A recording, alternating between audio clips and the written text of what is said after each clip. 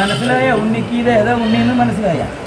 ഉണ്ണിയുടെ കൂടെ ആള് വന്നിട്ടില്ല, എങ്ങനെ വിളിച്ച് ഏതാന്ന് മനസ്സിലായ ഉണ്ണിക്ക്? ഇതാ നോക്കാം ആളെ.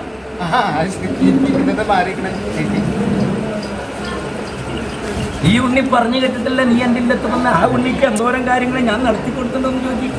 ആ ഉണ്ണി സന്താനം ജന്മം നൽകിയ പെൺസന്താനത്തിന്റെ മിന്നുകെട്ടടക്കം അല്ലേ, അത് കേട്ടിറങ്ങില്ല നീ എൻ്റെ അടുത്ത് തന്നെ. അപ്പൊ ഞാൻ കാര്യം നടത്തി തരുമെന്ന് എനിക്ക് ബോധ്യമുണ്ടല്ലോ, ഞാനത് നിനക്ക് നടത്തി തന്നേക്കാം എന്ന് പറഞ്ഞിട്ടുണ്ട്. പോരെ, നീ നല്ലവണ്ണം ഓരോ 2 നേരം ഓരോ വെല്ലിട്ട് വെച്ചിട്ട് മായക്കാര എന്നെ നല്ലവണ്ണം കാത്ത് എനിക്കൊരു കർമ്മം തന്നേക്കണം, കർമ്മമില്ലാണ്ട് പറ്റില്ല എന്ന് പറഞ്ഞേക്കും. മനസ്സിലാവണ്ട, കർമ്മമില്ലാതെ കണ്ട് പറ്റില്ല എന്ന് പറഞ്ഞു. നീ തന്നെ കർമ്മത്തിൻ്റെ ആള്, കർമ്മങ്ങളും കർമ്മസ്ഥാനം നീ തന്നെ പൂർത്തീകരിച്ചിരിക്കണം. നാമോദയം എന്ന് പറഞ്ഞ ഉണ്ണിയെ ഇപ്പൊ നല്ല നക്ഷത്ര ഉണ്ണിയ നിന്റെ 27 നക്ഷത്രത്തിൽ ഏറ്റവും ഉന്നതയിൽ നിൽക്കുന്ന ഒരേ ഒരു നക്ഷത്രം.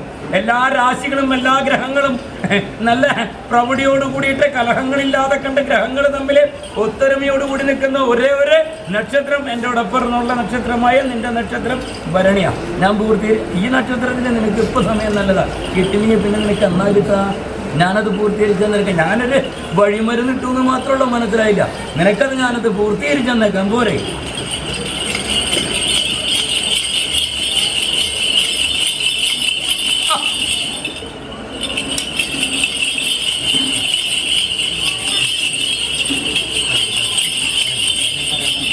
ആ കടലാസ് കൊണ്ടിൽ എഴുതി വെക്കാൻ പറഞ്ഞില്ലേ ഉണ്ണിയോട്?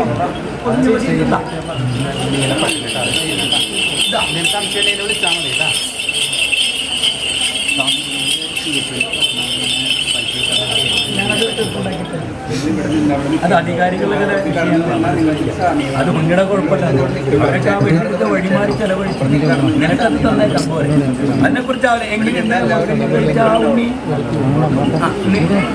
ഉണ്ണിയുടെ ഉണ്ണിയെ പോലെ കൊണ്ടു നടക്കില്ലേ? മനസ്സിലായില്ല, ഉണ്ണിക്കില്ലാത്തൊരു അൺസന്താനത്തിന്റെ പോലെ ആ ഉണ്ണി സന്താനം കൊണ്ടെടുക്കില്ലേ എന്ന് പറഞ്ഞു അല്ലേ? ഒരു പിതാവിന്റെ സ്ഥാനത്ത് നിന്നോട് ബഹുമാനമുണ്ട്, നിന്നോട് ആദരവുണ്ട്, നിന്നോട് വചനങ്ങളുണ്ട്. ആ ഒരു ബഹുമാനം നിലനിർത്തി ഞാൻ തന്നിരിക്കാം. പോരെ, അത് ഞാൻ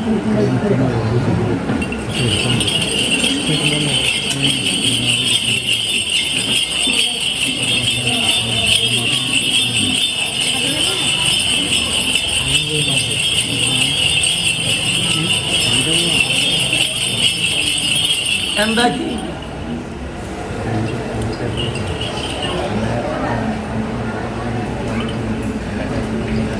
ആ കടലാസ് കൊണ്ടിന്റെ തീർപ്പൊക്കെ കഴിഞ്ഞ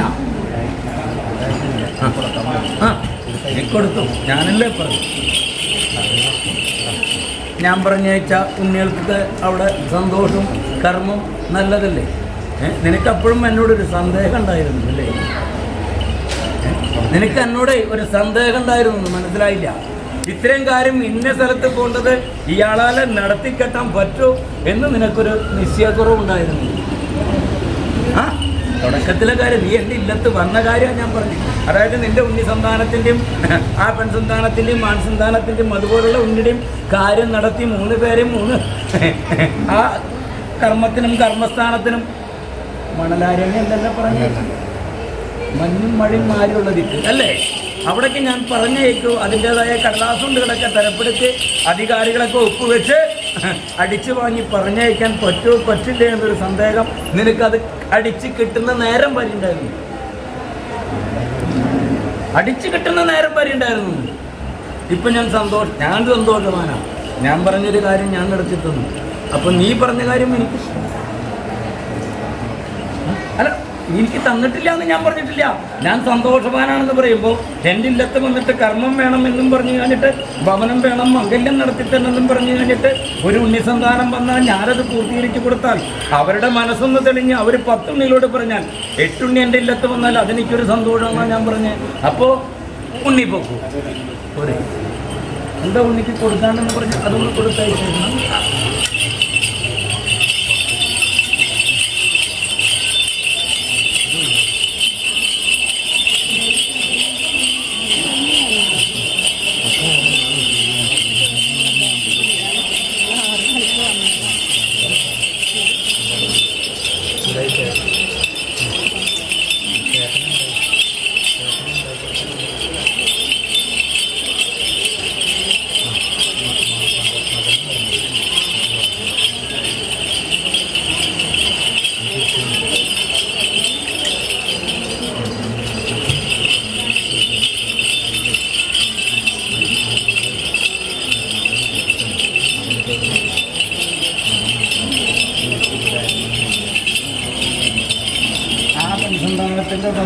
ഉണ്ണികളെ ചില നിർബന്ധപ്രകാരങ്ങളെ കർമ്മങ്ങൾ ഉണ്ണി സന്താനത്തിന് മണലാരണ്യത്തിലേക്ക് കടത്തിക്കൊണ്ടുപോയി അങ്ങനെ പറയാം.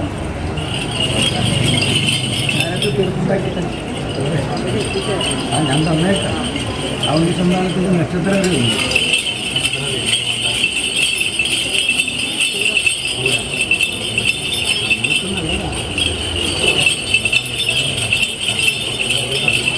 സമയം നല്ലതാണ്. ആ പെൺസന്താനത്തിൻ്റെ ബലം പോലും നല്ല സമയമാണ്.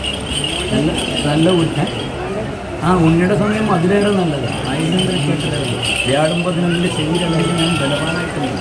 രാഗേതുക്കളൊക്കെ മാറി നിൽക്കുന്ന ദോഷമില്ലാത്ത സമയമാണ്. പിന്നെന്താ അങ്ങനെ സംഭവിച്ച ഉണ്ണി ആ ശനിയുടെ പ്രകാരത്തിൽ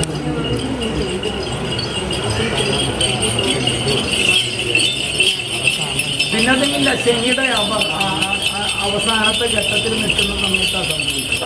ഇപ്പം ശനി മാറി ശനി 2 വ്യാഴം 11 മനസ്സിലാവണ്ട. ആയിരത്തിൻ്റെ രേവതി അങ്ങനെ കുറച്ച് നക്ഷത്രക്കാർക്ക് ഒരു എട്ടാതി അങ്ങനെ കുറച്ച് നക്ഷത്രക്കാർക്ക് വ്യാഴം 11 നല്ല സമയം. ശനി ഉണ്ടെങ്കിലും ശനി അഷ്ടമത്തിലല്ല, മനസ്സിലായി, ദ്രോഹം ചെയ്യുന്ന ശനിയല്ല. അപ്പോൾ ആ ഒരു സമയത്ത് ഉണ്ണിസന്താനത്തിൻ്റെ കാര്യങ്ങളൊക്കെ അറിഞ്ഞ് തള്ളിയതാണ്. മനസ്സിലായില്ല. ആ പെൺസന്താനത്തിൻ്റെ ഭവനത്തിൽ നിന്ന് ആ ഉണ്ണിസന്താനങ്ങൾ ചില ആഭിചാരമായ കർമ്മങ്ങൾ പ്രവർത്തിച്ച് ഉണ്ണിയുടെ മനസ്സില്ലാ മനസ്സോടുകൂടി ഉണ്ണിസന്താനത്തിൻ്റെ മടനാരത്തിലേക്ക് ബലമായിട്ട് കെട്ടിടിപ്പിച്ച് കൊണ്ടുപോയതിന് തുല്യമായിട്ട് പ്രവർത്തിച്ച നീ അവലാതിപ്പെടേണ്ട. ഞാൻ തീർച്ചുണ്ടാക്കി തരുമ്പോൾ ഞാൻ തന്നേക്കാൻ വേണ്ടി 2 പേരുടെ സമയം നല്ലതാ. നീ അതിനെക്കുറിച്ച് അവലാതിപ്പെടുന്നതാണ്. ഉണ്ടാക്കി തരാം.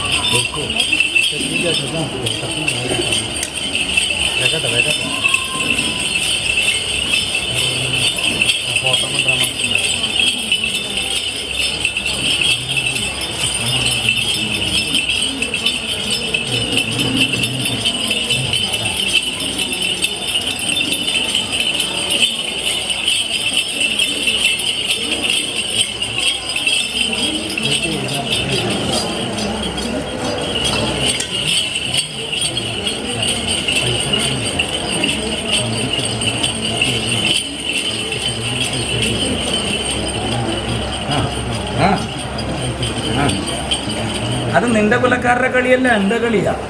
മനസ്സിലായില്ല. നിന്നെ മിന്നുകെട്ടതായ ഉണ്ണിസന്താനം നിന്നോട് വിളിക്കലോ തെളിക്കലോ നിനക്കൊന്നും തരാതെ കണ്ട്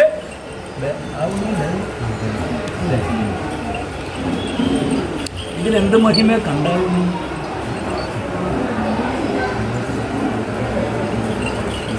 അതുണ്ടെന്ന് ഞാൻ പറഞ്ഞുള്ളൂ. ഇത് അങ്ങനെ കൊടുത്ത് അകത്താക്കിയതാ. മനസ്സിലായില്ല. നിന്നെയും ആ ഉണ്ണിനെയും പറ്റി നോക്കുമ്പോൾ എന്ത് മഹിമ നിന്നിൽ കൂടുതൽ ആ ഉണ്ണിയിൽ കണ്ടേന്നാ ഞാൻ ചോദ്യം. അങ്ങനെ വശത്താക്കിയതാ. മനസ്സിലായില്ല. അങ്ങനെ വശത്താക്കിയത് നിന്റെ കുലക്കാരെ കൊണ്ട് തന്നെ കർമ്മം പ്രവർത്തിച്ച് മാംസത്തിൽ കൊടുത്തു വിട്ടതാ.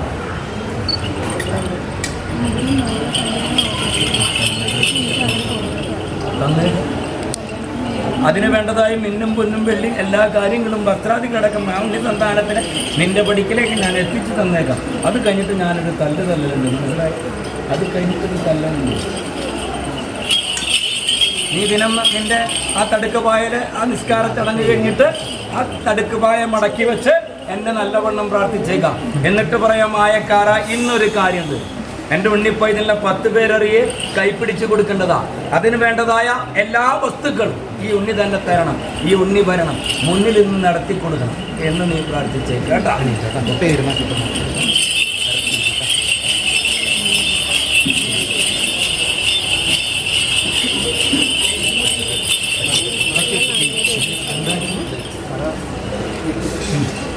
വെള്ളി കിട്ടിയ ഒന്ന് പുറകേക്ക് അല്ലെങ്കിൽ കുറച്ചാണ് മാറിക്കും.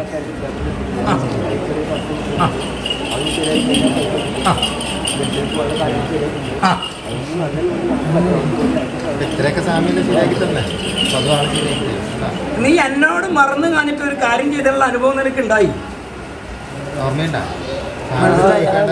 നിന്റെ തോളോട് തോൾ ചേർന്ന് നീ ഉത്തമനാണെന്ന് തോന്നിയ ഒരു ചങ്ങാതിനെ കൊണ്ടുവന്ന് 1 വെള്ളിയാ 2 വെള്ളിയാ അപ്പൊ എത്രയായി? ചേട്ടാ കുറച്ച് മാറി നിൽക്കും പറയണേക്ക്. നീയല്ല കൊടുത്തു, അതെന്നോട് ചോദിക്കാണ്ട് കൊടുത്തു.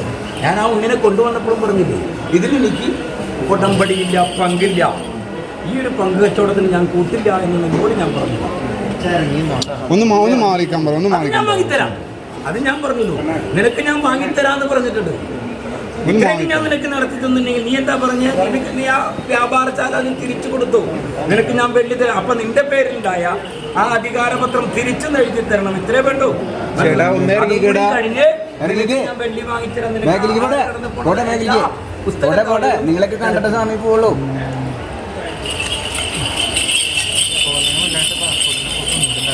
അതുകൂടാതെ ആ ഉണ്ണി സന്താനത്തിന്റെ നാമോദയ നക്ഷത്രം പറഞ്ഞ് എനിക്ക് ഓരോ വെള്ളിട്ട് വെക്കാൻ പറയാതില്ല, മുടക്കം കൂടാതെ കണ്ടു. മനസ്സിലാവുന്നു ഏതാ?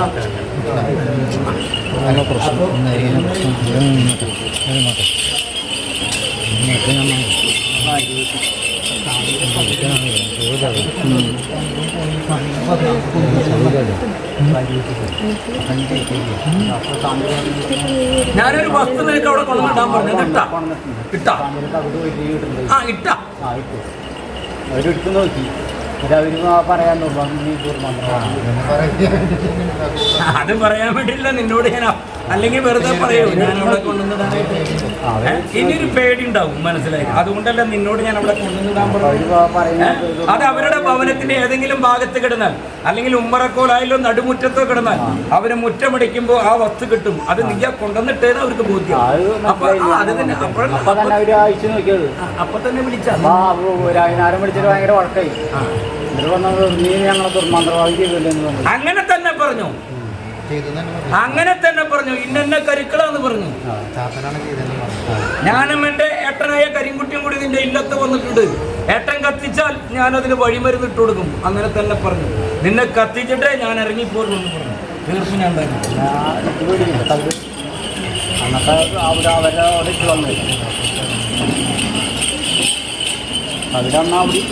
അത് കുഴപ്പമില്ല. എന്നോട് ഇട്ടിട്ട് വരാൻ പറഞ്ഞത് ഞാനല്ലേ. സമയം ഇത്തിരി മോശം അല്ല, സമയം ഇത്തിരി മോശം ഉണ്ടെന്ന് മനസ്സിലായില്ല. നീ അങ്ങോട്ട് കൂടുതൽ കയറി ചെല്ലണ്ട. ഞാൻ പറഞ്ഞോളാം, ഞാൻ പറയാണ്ട് നീ അങ്ങോട്ട് കയറി ചെല്ലണ്ട. മനസ്സിലായില്ല. ഏതെങ്കിലും ഉണ്ണികൾ നിന്നോട് എന്തെങ്കിലും കാര്യം പറഞ്ഞു വരുമ്പോൾ നിങ്ങളോട് ഈ വക കഥ പുരാണം പറയേണ്ട കാര്യമില്ല. ഞാനും എൻ്റെ മിന്നുകെട്ടിയ ഭവനത്തിലെ ഉണ്ണികളായിട്ട് പതിനുണ്ടാവുള്ളൂ. നിങ്ങൾ ഇതിൽ ഇടനില നിൽക്കണ്ട എന്ന് മാത്രം പറഞ്ഞേക്കാം. എന്തിനാന്ന് വെച്ചാൽ നിന്റെ ശരീരത്തിൽ കൈവയ്ക്കാൻ അവർ ഒരുങ്ങി കെട്ടിയിട്ടുണ്ട്. മനസ്സിലായോ? അപ്പൊ നിന്റെ സമയദോഷമുണ്ട്. അപ്പൊ ഞാൻ തല്ല് കൊള്ളാണ്ട് ഞാൻ നോക്കാം. നീ അത് അല്ല, നീ ഇറന്ന് വാങ്ങരുത്. മനസ്സിലായില്ല. അടി ഇറന്ന് വാങ്ങാന്ന് പറയും. അതിന് പൂവരുന്നു. ഞാൻ തീർപ്പുണ്ടാക്കി തരാം. ഇത് 4 ആക്കി മടക്കി നിന്റെ കയ്യിൽ നിന്റെ കയ്യിൽ വെച്ചോ. എവിടെയും കൊണ്ട് കളയരുത്.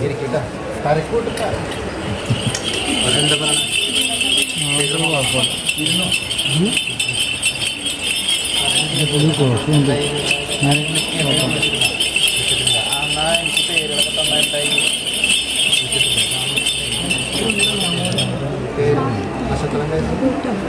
ഇപ്പൊ സമയം നല്ലത്.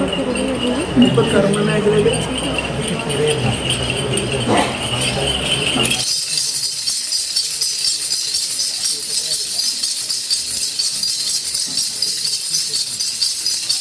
നീ എന്തിനാ അതൊക്കെ പറയാൻ പോയി? എന്തിനാ പറയാൻ പോയി? അവർക്ക് എന്താ വേണ്ടേ? നീ എത്രാന്തരം വരെയൊക്കെ പഠിച്ചു, നിനക്ക് എന്തൊക്കെ കാര്യങ്ങൾ ആ കടലാസ് കൊണ്ട് നോക്കുക, അത്രേ വേണ്ടൂ. നീ പിന്നെ നിന്റെ ശരീരം 8 ആധാരം 18 അങ്കുലമായിട്ടുള്ള ശരീരത്തിൽ അകത്തും പുറത്തും ഇങ്ങനെ വേവലാതി ഉണ്ടെന്ന് നീ എന്തിനാ പറയണേ? എന്തിനാ പറയണേ? കർമ്മത്തിനല്ലേ പോണേ, മംഗല്യം കഴിച്ചു കൊടുക്കാനല്ലല്ലോ അവിടേക്കാണ്. അപ്പൊ നിന്റെ കാര്യങ്ങള് വിദ്യാസംബന്ധമായിട്ട് എന്തൊക്കെയുണ്ടോ നീ പഠിച്ച കാര്യങ്ങളും അതിനോടനുബന്ധിച്ച കാര്യങ്ങളും പറയാം. മനസ്സിലാവണ്ട. പിന്നെ ഭവനത്തിൽ എന്തൊക്കെ കാര്യങ്ങളുണ്ടെന്ന് ചോദിച്ചാൽ ഇന്ന കാര്യങ്ങളുണ്ടെന്ന്. അതുകൂടാണ്ട് നിന്റെ ശരീരത്തിനകത്തുള്ള വേവലാതികളൊന്നും അവരോട് നിനക്ക് കഥപുരാണം പറയേണ്ട കാര്യമില്ല എന്നാണ് ഞാൻ പറഞ്ഞത്. മനസ്സിലാവണ്ട. ദിനം 2 നേരം വെള്ളിയിട്ട് വെച്ച് നീ എന്നെ പ്രാർത്ഥിച്ചു. നിന്റെ സമയം നല്ലതാ, അധികം വൈകില്ല. ഞാൻ പൂർത്തീകരിച്ച് നിനക്ക് തന്നേക്കാം. മേടം തരുന്ന ഇടവമാസം 12-ാം തീയതി കഴിഞ്ഞിട്ട് നിനക്ക് കർമ്മം ഞാൻ കൂട്ടി കെട്ടിത്തരും. മതിയാ? കർമ്മസ്ഥാനത്ത് നീ ഈ വക വേവരാജൊന്നും പറയേണ്ടതാണ്. പിന്നെന്തിനാ? അതുപോലെ തന്നെ മാതാവിനോട് ഒരു ഉണ്ണിയോടും എൻ്റെ ഉണ്ണിയുടെ ഒരു കുറ്റം കുറവും പറയേണ്ട, കുറവുകൾ പറയേണ്ടതാണ്. ഇതാ